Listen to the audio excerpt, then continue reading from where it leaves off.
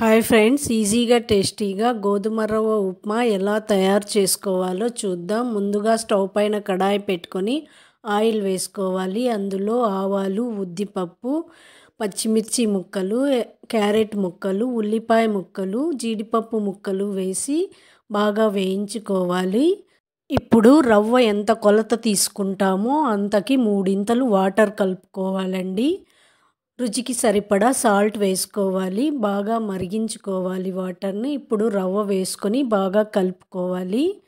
Lid close చేసుకొని బాగా ఉడికించుకోవాలండి. ఉప్మా రెడీ అయింది అని ఎలా తెలుస్తుందంటే, ఉప్మా పెనంకి అతుక్కోకూడదండి. అప్పుడే ఉప్మా రెడీ అయినట్లు. గోధుమ రవ్వతో చేసిన ఉప్మాలో ఫైబర్ ఎక్కువగా ఉంటుందండి.